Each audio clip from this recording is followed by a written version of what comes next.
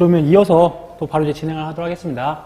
이제 5회 14번 문제부터 해서 25번까지 보고, 그 다음에 6회 1번부터 25번까지 보면 금방 다 보실 수 있으세요.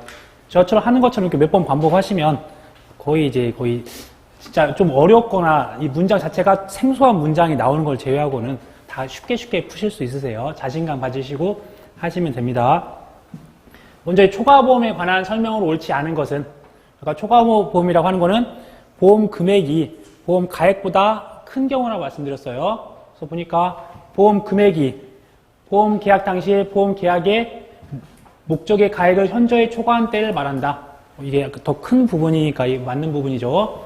옳지 않은 거 보도록 할게요. 그러면 보험료의 감액은 보험 계약 체결 시에 소급하여 그 효력이 있으나 보험 금액의 감액은 장래에 대하여만 그 효력이 있다. 실질적으로 저희가 이제 조건 종합 2를 보면 어떤 평년 착과량을 기준으로 해서 100%로 해서 보험을 가입을 하게 되는데 일정하게 기간이 지나서 저가 착과수를 해서 나왔던 양이 뭐 한 70이 되었다, 1000이어서 700이 되었다라고 하면 이 부분에 대해서 보험 금액도 감액이 되고, 그 다음에 이 감액된 부분들에 대해서 차액 보험료를 돌려주고, 이때 주요한 내용들은 이때는 이미 다 1000에 대한 보장을 받았고, 실질적으로 이 감액분, 이 300kg에 대해서만 차액 보험료 받고, 이 미래, 장래에 대한 효력만 있는 거지 과거에 대한 소급은 없다는 거. 그래서 문장에서 보시면 보험료의 감액은 보험 계약 체결 시에 소급한다는 부분이 아예 틀렸어요. 장래에 대한 부분이지. 이때까지 이제 보험을 혜택을 다 받았어요. 1000까지. 있으나 보험 금액의 감액은 장래에 대해서만 뭐 그 효력이 있다. 보험 금액은 당연히 이때까지 보장을, 보험료뿐만 아니라 보험 금액도 다 보장을 받았고, 이 이후에 장래에 대한 부분이 그 효력이 뭐 아무튼 옳지 않은 문장입니다. 한번 읽어보면 보험 금액이 보험 계약의 목적의 가액을 현저하게 초과한 때는 보험자 또는 보험 계약자는 보험료와 보험 금액의 감액을 청구할 수 있다. 그러나 보험료의 감액은 장래에 대해서만 그 효력이 있다. 이렇게 되어 있으니까 저 부분 문장이 틀렸다고 보시면 되세요. 매년 출제가 되고 있습니다. 다음으로 이 상법상 기평가 보험과 미평가 보험에 관한 설명으로 옳은 것은 또 역시나 또 나오고 있어요.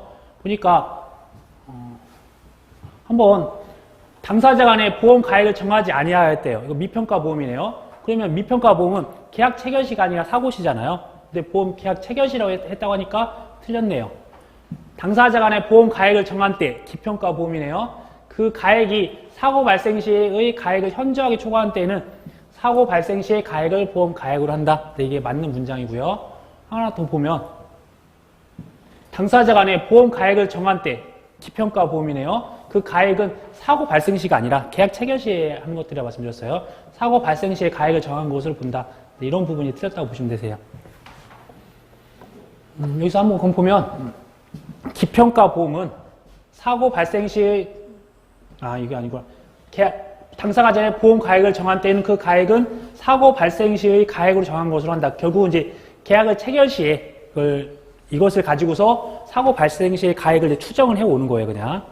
그 다음에 미평가 보험은 당사자 간에 보험 가액을 정하지 아니한 때는 사고 발생 시의 가액을 보험 가액으로 하는 게 미평가 보험. 아직 금액이 정해져 있지 않은 거고, 기평가 보험은 이미 보험 금액이 정해져 있는 상태다. 근데 이거는 가액을 추정을 해서 가져가는 거예요. 그러니까 만약에 그러네요, 네.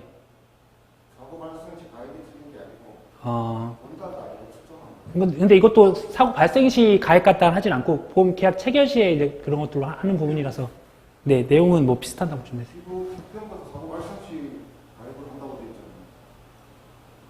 사고 발생 가액으로 추정합니다.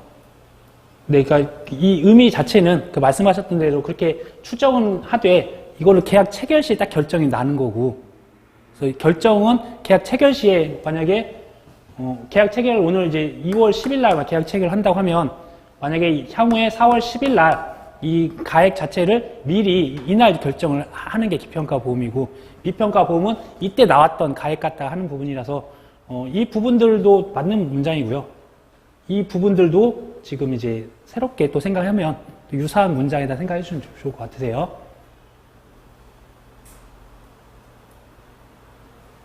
네, 아무튼 또 다른 문장을 또 한번 보도록 하겠습니다. 그 다음에 피보험 이익에 관한 설명으로 옳지 않은 것은, 그래서 우리 상법은 손해보험뿐만 아니라 인보험에서도 피보험 이익이 있을 것을 요구한다. 따로 이제 손해보험이라고 하는 부분들에 있어서 따로 인보험과는 이제 구별을 해서 정의하고 있습니다. 따로 인보험에서는 피보험 이익이 있어야 된다 그런 문장은 없어요. 그 다음에 상법상 당사자 간에 다른 약정이 있으면 허용되는 것을 모두 고른 것은, 그러니까 다른 약정에서 허용된다고 하는 것들은 무엇이냐면 원래 면책사항인데 약정으로 인해서 허용될 수 있는 걸 찾으면 될 것 같네요. 그래서 전쟁 같은 경우는 원래 면책사항인데 그거를 위험을 담보로 해줘라. 그러면 이제 이런 게 허용이 되는 거고, 그러니까 계약자한테 불리했던 것들을 계약자한테 유리하게 되는 거니까, 최초의 보험료의 지급이 없는 때에도 보험자의 책임이 개시하도록 하는 거, 최초 보험료를 내야 계약자한테 어떤 뭐 보험금을 줄 수 있게 하는 조항인데 기본적으로. 그런데 지급 없더라도 보험자가 책임을 해라 하는 것, 계약자한테 유리한 부분이니까 존재하는 거고요. 다음은 사고 발생 전 임의 해지 시 미경과 보험료의 반환을 청구하지 않기로 하는 것. 이 부분들도 미경과 보험료에 대한 부분을 뭐 안 줘도 된다 하는 부분들은 계약자한테 유리한 거죠. 그 다음에 특정한 타인을 위한 보험의 경우에 보험 계약자가 보험료의 지급을 지체한 때에는 보험자가 보험 계약자에게만 최고하고 그의 지급이 없는 경우 그 계약을 해지하기로 하는 거. 당연히 피보험자한테도 해야 되는데 이런 부분이 계약자한테는 불리한 부분이니까 이 부분들은 좋지 않은 부분이니까 이 부분들은 아니라고 보시면 될 것 같으세요. 결국은 여기서 이제 보험 계약자만이라고 하니까 틀렸다고 보시면 되세요.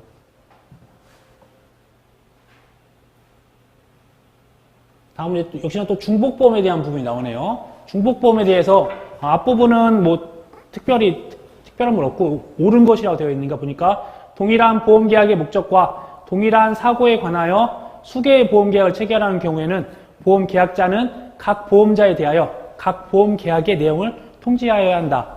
네, 옳고요. 그러면 이제 틀린 걸 보니까, 그래서 그 보험 금액의 총액이 보험 가액을 현저히 초과한 경우에만 상법상 중복보험에 해당한다. 아니죠. 이거는 조금이라도 초과하면 당연히 이게 중복보험이 되는 거예요. 또 보면 중복보험의 경우에 보험자 1인에 대한 피보험자의 권리의 포기는 다른 보험자의 권리 의무에 영향을 미치지 않는다고 했는데 미친다고 하니까 또 틀린 거예요. 보시면 될 것 같고 반복적으로 나오는 내용들이에요. 그리고 또 이제 또 중복보험에 대한, 일부 보험에 대한 것들이네요. 일부의 보험을 붙인 경우에, 그러니까 일부의 보험을 붙였다고 하는 부분들은 일부 보험은 아까 말씀드렸다시피 보험 금액과 사고가 발생할 때 당시에 보험 가액을 비교했을 때 일부 보험은 더 작은 부분이라고 했었으니까 이것이 여기보다 작으니까 이게 일부 보험이다. 이게 더 크면 초과 보험이다. 그래서 보니까 보험 가액의 일부를 보험에 붙인 경우에는 보험자는 저희가 이제 그래서 이 부분들에 대한 계산 산식을 볼 때 일정한 손해액이 발생하면 이 손해액에다가 곱하기 보험 가액이 더 크니까 가액분의 보험 금액 이렇게 보시면 되세요. 그래서 보험 금액에 보험 가액에 대한 비율로 한다 이렇게 되어 있습니다. 그래서 보면 리어는 이제 보험 금액에 보험 가액에 대한 비율에 따라서 보상할 책임을 진다. 그러나 당사자 간에 다른 약정이 있는 때에는 보험자는 결국에는 보험 금액을 한도로 가져간다고 보시면 되세요. 보험 금액의 한도에 따라서 그 손해를 보상할 책임을 진다. 답은 이제 4번이 되겠네요. 그다음에 손해액의 산정 기준에 관한 설명으로 옳은 것은 아까 전에도 주의하셔야 될 게 손해액의 산정에 관한 비용은 보험 계약자가 부담한다. 이거 틀렸죠. 손해액 산정은 보험자가 부담한다고 했으니까 이런 게 오답이고 옳은 것 한번 보면 보험의 목적에 관하여 보험자가 부담할 손해가 생긴 경우에는 그 후 그 목적이 보험자가 부담하지 아니하는 보험사고의 발생으로 인하여 멸실된 때에도 보험자는 이미 생긴 손해를 보상할 책임을 면하지 못한다.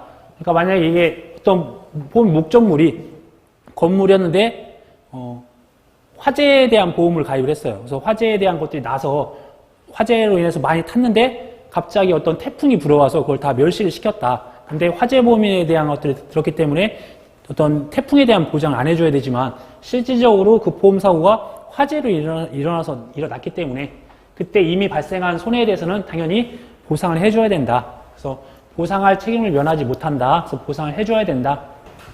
보시면 될 것 같고.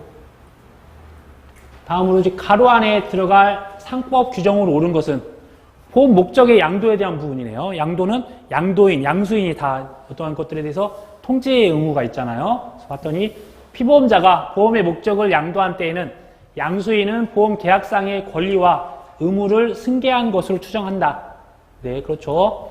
그 다음에 경우에 보험의 목적에 누구는 보험자에 대하여 지체 없이 그 사실 통제해야 하는 통제 의무자는 양도인과 양수인이 다 있다. 이것들을 기억하시고.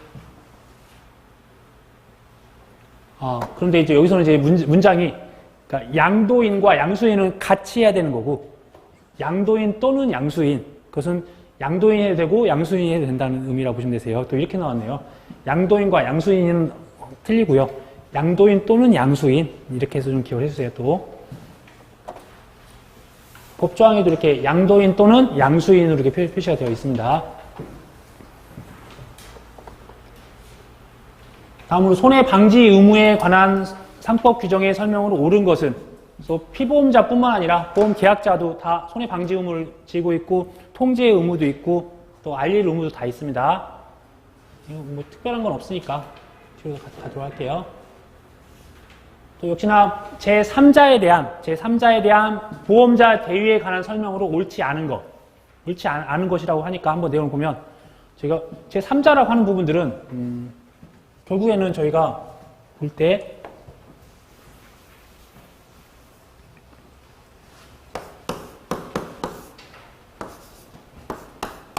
이런 뭐 A 보험사가 존재한다고 하면 A 보험사 관련해서 갑이 A 보험사한테 보험을 이제 가입을 했어요. 보험 가입했는데 이걸 을이 어떤 피해를 줘서 갑이 을한테 뭘 청구를 해야 되지만 청구하지 못하고 내가 보험을 가입을 한 A한테 보험금을 달라고 하면 A가 이 갑에 대한 권리를 갖는 게 대위권에 대한 부분이잖아요. 근데 이 을에 대한 제한이 만약에 이 을이 갑과 같은 사람이다. 갑과 뭐 가족 같은 관계가 있다거나 하면 여기다 청구하면 안 되는 부분이 존재한다. 그런 것들의 개념이에요. 그래서 보니까 보험 계약자나 이 피보험자의 제3자에 대한 권리가 그와 생계를 같이 하는 가족. 그러면 이게 처음에 갑이 계약자인데 갑과 같은 가족이라고 하면 같은 사람들이니까 그런 사람들한테 대해서는 그 보험자는 제3자로서의 권리를 취득하지 못한다. 그런 의미가 있습니다. 다만 그 손해가 그 가족 자체가 과실이 아니라 고의로 이걸로 화재를 발생을 시켰거나 그렇게 되면 그걸로 인한 것들에 대한 것들은 그러하지 아니한다. 한번 내용 한번 본격 보면 그러니까 원래는 이제 그러한 어떤 그 보험 계약자나 그 피보험자에 대한 권리를 제3자에 대해서 보험회사가 취득을 하는 건데 그런 부분들 자체가 제3자 자체가 가족이면 그와 생계를 같이 한 가족에 대한 것이 경우에는 보험자는 그 권리를 취득하지 못한다. 하지만 단 손해가 그 가족의 고의로 과실이 아니라 고의로 인해서 발생한 경우에는 그러하지 않는다. 가족이 고의적으로 화재를 발생시키면 그런 것도 보장하지 않는다는 걸 드렸고요. 다음으로 이제 보험자가 손해를 보상할 경우에 보험료의 지급을 받지 아니한 잔액이 있는 경우 상법 규정으로 옳은 것은 당연히 보험료에 대한 지급을 받지 않은 잔액이 있고 손해보상금을 주게 되면 그것들을 차감하고 줄 수 있다고 했습니다. 그게 기일이 도래하지 않더라도 기일이 도래하더라도 똑같다고 보시면 되세요. 그러니까 옳은 것이니까 지급기일이 도래하지 아니한 때라도 보상할 금액에서 이를 공제할 수 있다. 네, 이게 맞고요. 지급기일이 도래하지 아니한 때라도 보상할 금액에서 이를 공제할 수 없다. 그러니까 둘 중에 하나 답이 되겠네요. 둘 중에 하나 잘 찍으시면 되세요. 나중에 보시면 되고 다음에 화재보험에 관한 설명을 옳지 않은 것 역시나 화재보험에 대해서 또 기재사항이 나왔네요. 이번엔요. 그래서 화재보험에 대해서 보험계약자의 주소와 성명 또는 상호는 화재보험 증권의 기재사항이 아니다. 이렇게 표현이 되어 있고, 화재보험에 대한 기재사항들을 간단히 보면, 건물과 동산, 저희가 건물은 일반적인 고정되어 있는 거고, 동산은 이제 이동이 되는 거죠. 그래서 건물을 보험의 목적으로 할 때는 그 소재지, 당연히 건물의 소재지, 구조와 용도, 동산 같은 뭐 자동차 같은 거죠. 자동차 같은 경우는 그 존치한 장소의 상태와 용도 이런 것들이 작성이 돼야 되고, 그다음에 보험 가액을 정한 때에는 그 가액으로 한다 이렇게 되어 있다고 보시면 되세요. 동사는 뭐 기계도 될 수가 있고 여러 가지가 있습니다. 다음으로 이제 6회 이제 내용을 보도록 하겠습니다. 가장 최근 거니까 트렌드에 맞게 역시나 보험 계약에 대한 의의가 또 항상 1번 문제에 나오니까 이 부분들 보시면 되시는데 옳지 않은 거네요. 옳지 않은 거. 보험자가 상법에 정한 납부 통지 기간 30일 이내에 어떠한 기간에 통지를 해태했어. 승낙을 하든지 거절을 하든지 해야 되는데 해태한 때에는 청약을 거절한 것을 본다.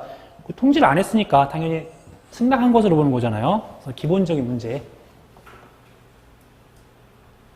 그 다음에 가로 안에 들어갈 기간으로 오른 것은 아까 보험자가 파산 선고 받았을 때 아까 5회 때는 계약을 해지할 수 있다. 그게 답이었고 이번에는 해지하지 아니한 보험 계약은 파산 선고 후 3월을 경과한 때에는 그 효력을 잃는다. 그래서 같은 그런 부분에서 또 숫자 같은 거 기억하시면 더 좋을 것 같으세요. 또 역시나 또 일부 보험에 대한 부분이 나왔네요. 일부 보험은 역시나 아까 말씀드렸다시피 보험 금액과 보험 가액을 비교했을 때 더 가입할 때 당시에 보험 금액이 더 작은 거예요. 그래서 가액이 큰 거고 이 가액에다가 일부를 이제 보험으로서 목적으로 한 거예요. 그러니까 일부 보험에 관하여 당사자 간에 다른 약정이 있을 때에는 보험자는 실제 발생한 손해 전부를 보상할 책임을 진다. 항상 일부 보험이라고 하더라도 그것들은 한도가 보험 금액에 대한 제한적인 사항들입니다. 그래서 손해액 전부 갖다가 보상을 책임을 진다는 문장은 없어서 이 부분이 이제 오답으로 됐네요.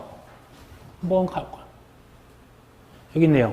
그러나 당사자 간의 일부 보험인 경우에도 다른 약정이 있을 때에도 보험자는 보험 금액의 한도 내에서 그 손해를 보상할 책임을 진다. 이 부분들 항상 그래도 이 보험 금액을 초과할 수 없습니다. 내가 보험 가입 금액이 1,000만 원인데 보험 가입 2,000만 원이라고 하더라도 가입 금액 1,000만 원 한도 안에서 줘야지 2,000만 원 실제로 발생한 손해 전부 주는 보험은 없다고 보시면 되세요. 만약에 그렇게 하더라도 이 부분에 대해서 일정하게 보험 가액 나누기 보험 금액으로 비례 보상해서 준다고 보시면 되세요. 이 한도 안에서. 다음으로 이제 손해액의 산정에 관한 설명은 옳지 않은 거. 여기 나왔네요. 손해액 산정에 필요한 비용은 보험자와 보험 계약자가 공동으로 부담한다. 손해액 산정은 아까 말씀드렸다시피 보험자가 부담. 그다음에 보험 증권에 대한 재발행은 보험 계약자 부담. 이렇게 보시고 항상 이제 새로운 답들은 이제 안 보던 문장들이 조금씩 나온다 생각해 주시고요. 보험자가 손해를 보상할 경우에 보험료의 지급을 받지 아니한 잔액이 있을 경우와 관련돼서 또 보험료 지급받지 않은 내용이 나오네요. 이때에 대한 체납된 것과 보상액의 공제에 대한 내용을 옳은 것은 여기서 보니까 보험자는 보상한 금액에서 지급기일이 도래하지 않은 것에 대한 것들을 보험료 공제할 수 있다. 그 부분뿐만 아니라 지급기일이 도래했어요. 그러면 이제 그 부분들도 보험료를 공제할 수 당연히 있겠죠. 그래서 이제 문장에서 좀 그런 부분들. 그래서 보면 그 지급기일이 도래하지 아니한 때라도 보상할 금액에서 이를 공제할 수 있고 지급기일이 도래했으면 또 당연히 이 부분들도 보험료에서 공제할 수 있다. 보험료에서가 아니라 이제 보험금에서 공제할 수 있다. 이렇게 생각해 주세요. 다음으로 보험 계약에 관한 설명으로 옳은 것은 보험 계약에 대해서 목적이나 그 보험의 목적에 대한 성질이나 하자 또는 자연 소모로 인한 손해는 보험자가 보상할 책임이 없다. 면책사항이니까 이거 당연한 거였고요. 뭐 손해방지 의무는 보험 계약자에게만 부과된 의무이다. 아니죠. 뭐 피보험자나 다 부담을 해야 되는 것들이니까 그런 것들이 이제 일반적인 것들이 되어 있습니다. 또 여기서도 이런 것들이 나왔네요. 피보험자가 보험의 목적을 아까 양도하는 것들은 양도인 또는 양수인에 대한 부분이 있었는데 양수인은 보험 계약상의 권리와 의무를 승계한 것으로 간주한다. 이런 부분이 이제 추정한다고 했잖아요. 그래서 추정한다고 하는 부분이 두 군데가 나오니까 그런 부분만 좀 주의해서 기억을 해주세요. 다음으로 보험 목적에 관한 보험 대위. 또 이제 보험 대위가 나왔네요. 그래서 보험 대위에 대한 설명을 옳지 않은 것으로 봤더니 이 잔존물에 대한 권리가 보험자에게 이전되는 시점, 전체에 대한 권리가 이전되는 건 전부에 대한 부분이죠. 그래서 보험자가 보험 금액을 전부 지급했네요. 여기까지 가능했는데 물권 변동의 절차를 마무리한 때이다. 지금까지 저희가 지금 공부하고 있는 부분들에서는 물권 변동에 대한 것들은 다 요하지 않습니다. 아까 요물계약도 그렇고 이러한 나머지에 대한 부분도 물권 변동의 절차까지는 따로 필요 없다. 그래서 이제 물권 변동의 절차를 마무리한 때다라고 하니까 그 부분 틀렸습니다.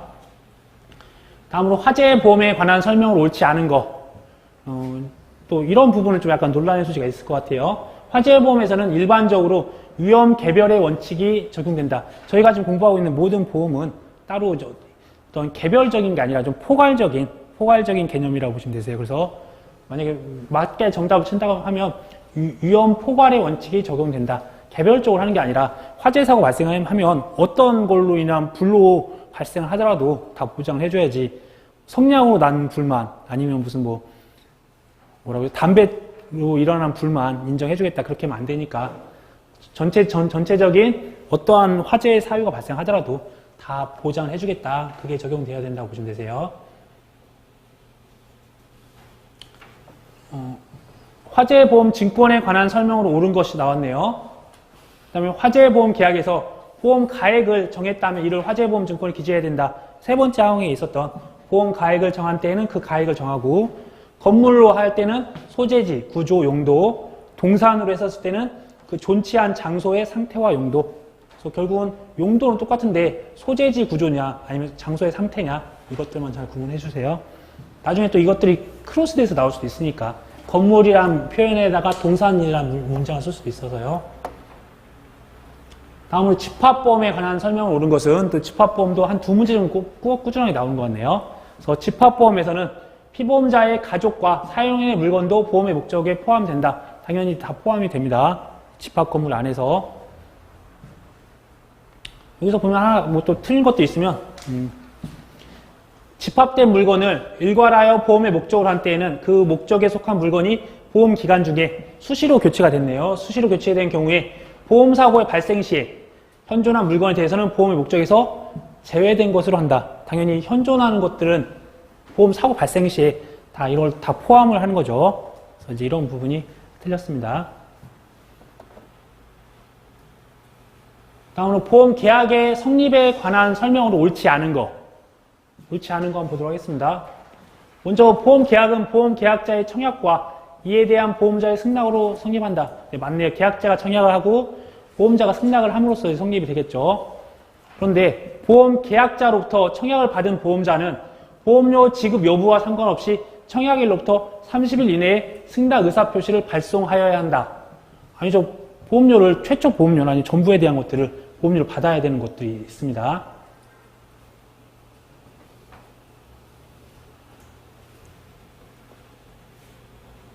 그 다음에 타인을 위한 보험에 대한 부분도 매년 출제가 되죠. 타인을 위한 보험에 관한 설명을 옳은 것은 타인을 위한 보험 계약의 경우에 보험 계약자가 그 타인에게 보험 사고의 발생으로 생긴 손해의 배상을 한 때에는 타인의 권리를 해하지 않는 범위 내에서 보험자에게 보험금의 지급을 청구할 수 있다. 그러니까 예를 들어서 전에 제가 이거 대구시에서 어떠한 대구 시민들한테 어떤 자전거 보험 같은 것들을 임의적으로 다 들어줬어요.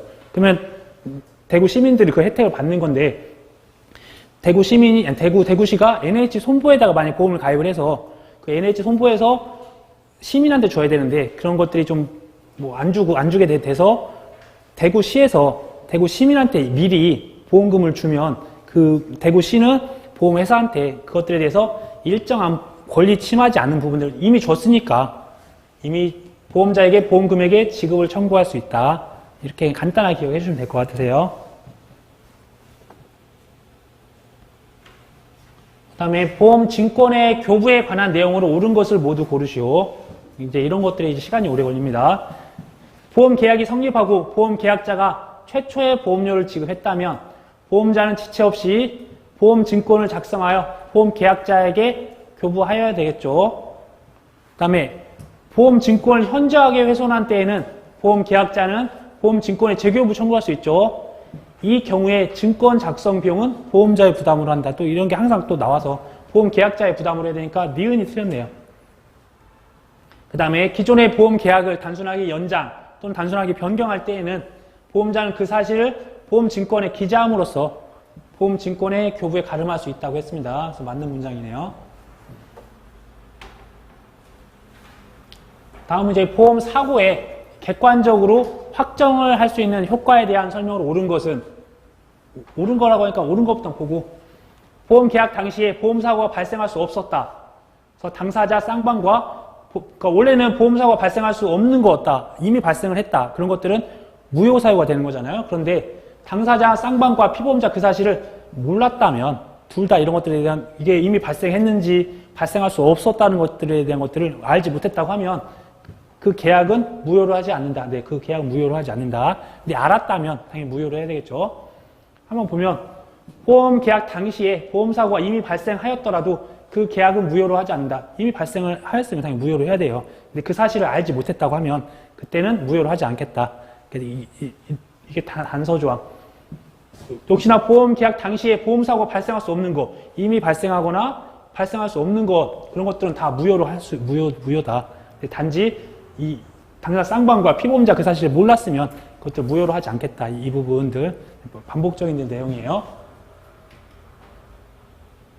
다음으로 이제 보험 대리상 또 나왔네요. 아니네요. 보험 대리상이 아니라 이제 보험 설계사에 대한 부분이 나왔네요.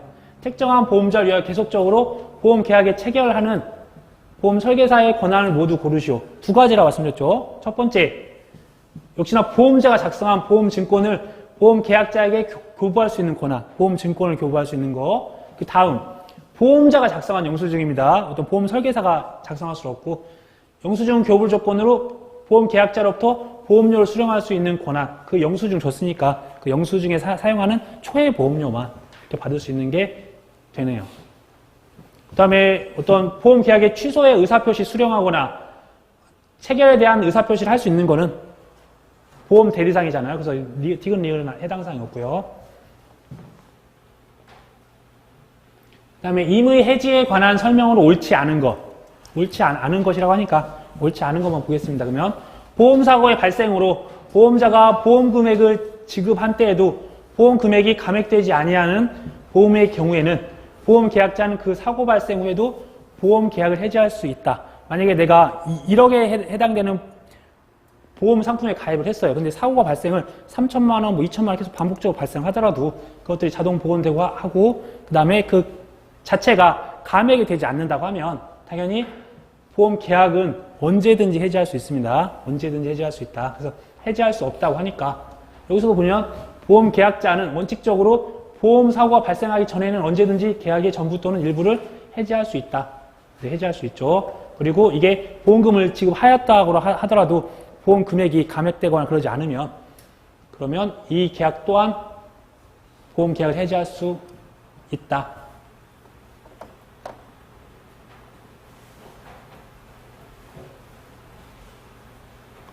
다음으로 보험 계약자 갑은 보험자 을과 손해보험 계약을 체결하면서 계약에 관한 사항을 고지하지 않았다. 고지 의무 위반이네요.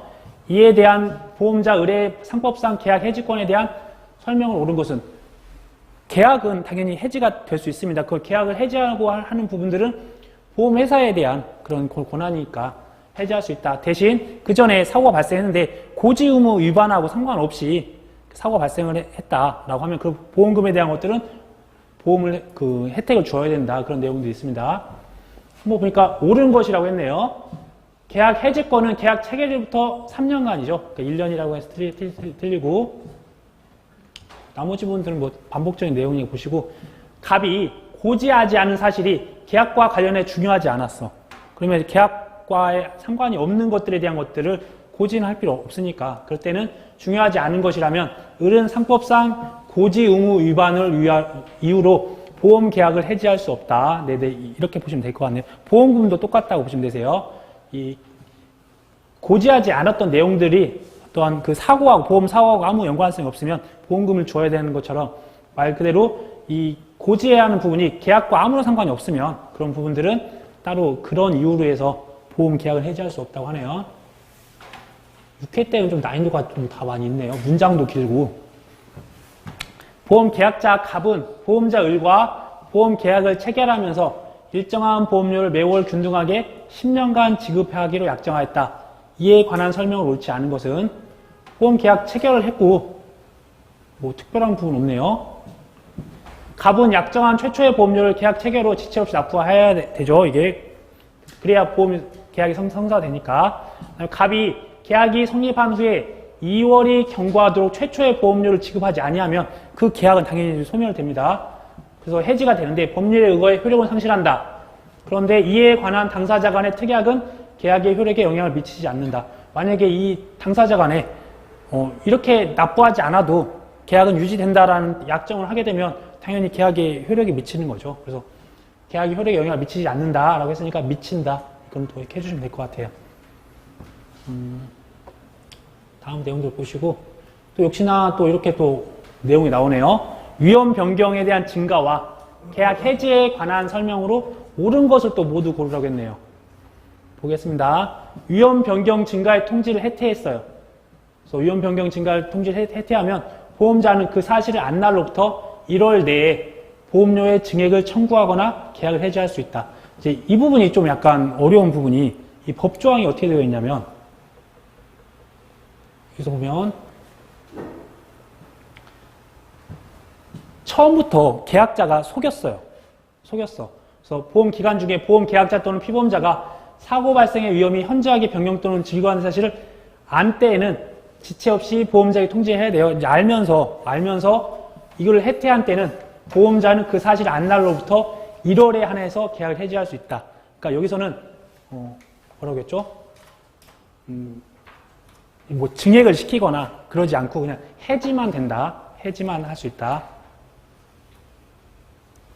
그런데 보험 기간 중에 보험 계약자, 피보험자 또는 보험 수익자의 고의 또는 중대한 과실로 인하여 사고 발생의 위험이 현저하게 변경 또는 증가된 때에는 보험자는 그 사실 안 날로부터 1월 내에 보험료의 증액 또는 계약을 해지할 수 있다. 그래서 이 문장과 이 문장을 좀 구분해서 좀 잘 기억해 주셔야 돼. 어떻게 보면 같은 문장 같이 보이는데 이거는 위험 변경 증가에 대한 통지 그걸로 인한 계약 해지고 이거는 고의나 중과실로 인해서 위험 증가와 그 증가된 것들에 대한 해지라고 보시면 되세요. 그래서 위쪽에서 어떤 식으로 답이 됐냐면, 그래서 1번은 그 사실을 안 날로부터 1월 내에 보험료에 1월 내에 계약을 해지할 수 있다. 이 부분까지만 작성을 해주셔야 됩니다. 뭐 그 다음 것도 다 맞는 문장인 것 같아요. 2번 보면 보험 계약자 등의 고의나 중과실로 인하여 위험이 현저하게 변경 또는 증가된 때에는 보험자는 그 사실을 안 날로부터 1월 내에 보험료의 증액을 청구하거나 계약을 해지할 수 있다. 이 부분이 위쪽 부분과 좀 유사한 부분인데 이때는 증액을 청구하거나 계약을 해지할 수 있다. 그래서 유사한 문장이라고 보이지만 윗부분은 계약을 해지할 수만 있는 사유, 밑에는 증액 또는 해지할 수 있는 사유 같이 구분 좀 해주세요.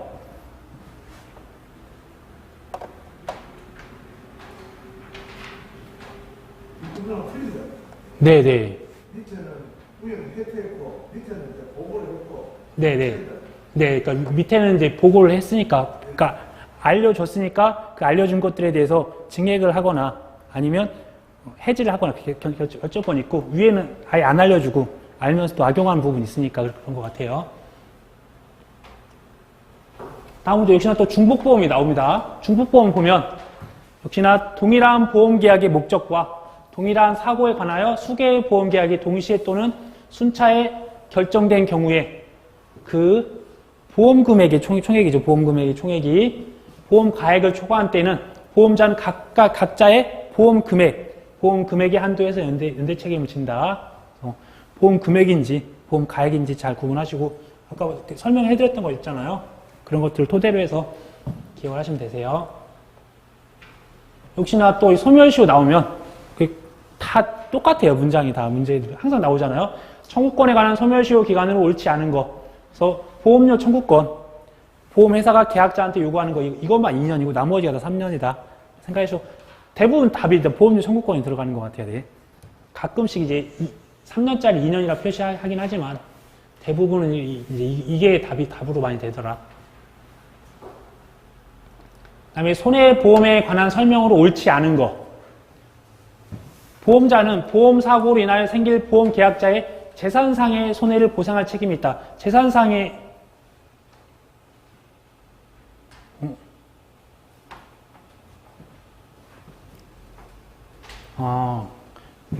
저도 헷갈릴 뻔했네요. 보험자는 보험사고로 인하여 생길 피보험자의 재산상의 손해를 보상할 책임이 있다고 하는데 보험계약자의 재산상의 이라고 해서 오답이네요. 답을 보니까 손해보험 계약의 보험자는 보험사고로 인하여 생길 피보험자의 재산상의 손해를 보상할 책임이 있다고 하니까 이런 부분들 법조항이랑 좀 같이 연결시켜서 실수하지 않게 나머지 부분들은 이제 말도 안 되니까 다 말이 되니까 잘 한번 꼼꼼하게 봐주세요. 그 다음에 손해보험 증권에 또 역시나 법정 기재사항이 아닌 거, 그래서 이 손해보험에 대한 10개, 그 다음에 아까 화재보험에 대한 3개 꼭 기억하시고, 여기서 보니까 이제 주요했던 게 보험료의 산출 방법은 따로 없고, 보험료와 그 지급 방법은 있어요. 그래서 이 보험료의 산출 방법까지는 뭐 기재사항은 아니죠. 항상 몇 개 암기하시면 무조건 맞으니까. 그 다음에 역시나 또 초과보험에 대한 부분이 나오네요. 초과보험에 관한 설명으로 옳지 않은 거, 옳지 않는다고 하니까 한번 돌아가면 계약이 보험 계약자의 사기로 인할 사기나 무효면 그냥 무조건 끝나는 겁니다. 그냥 그것들에 대해서 체결된 때는 보험자는 그 사실 안날로부터 1월 내에 계약을 해지할 수 있다. 이제 이런 법조항은 없다는 거. 사기나 뭐 무효 같은 무효는 아예 무효가 될 거고 사기 같은 경우는 제가 알기로는 5년인가 그렇게 되는 부분이 있어서 뭐 그 사실 안날로부터 1월 내에 계약을 해지할 수 있다. 이 1월이라는 부분들을 틀렸습니다. 자, 마지막으로 보면 보험 가액에 관한 설명으로 옳지 않은 것은 또 옳지 않다고 하니까 보험 가액이네요. 당사자 간에 정한 보험 가액이 사고 발생 시 가액을 현저하게 초과한 때는 그 원인에 따라 당사자 간에 정한 보험 가액과 사고 발생 시의 가액 중 협의하여 보험 가액을 정한다. 아니죠. 만약에 지금 이게 당사자 간에 정한 보험 가액이 사고 발생 시의 가액을 현저하게 초과했다.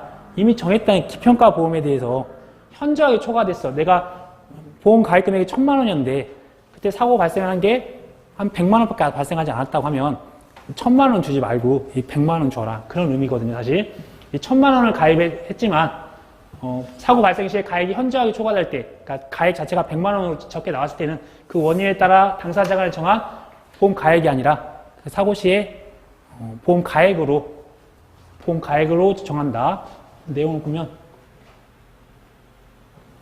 그러나 그 가액이 사고 발생 시의 가액을 현저하게 초과한 때, 여기서 말했던 가액은 보험 가액 금액일 거고요. 그 가액이 현저하게 초과한 때는 사고 발생 시의 가액을 보험 가액으로 한다. 이렇게 봐주세요. 그래서 기평가 보험에 대한 예외 사항이라 생각하시면 될 것 같아요. 원래는 정해졌던 거 그런 걸로 가입을 해야 되는데, 네, 이렇게 해서 저희가 준비했던 것들은 우선은 끝났고요. 이 부분들이 자료가 필요하다고 하시니까 학원 홈페이지에다가 오늘 올려놓도록 하겠습니다. 그래서 기존에 올려놨었는데 한번 참고하시고 있으시죠 다들. 근데 네, 알겠습니다. 다시 올려놓도록 할게요. 근데 이 밑줄 친 거는 없애는 게 낫겠죠, 차라리. 그렇죠. 밑줄 친 건 빼고 이 관련돼서 각각에 대한 문제와 그다음에 그 문제에 해당되는 법조항들 계속 반복적으로 봐주시면 그게 제일 좋은 것 같아요. 공부 방법은. 잠깐 쉬었다가 이미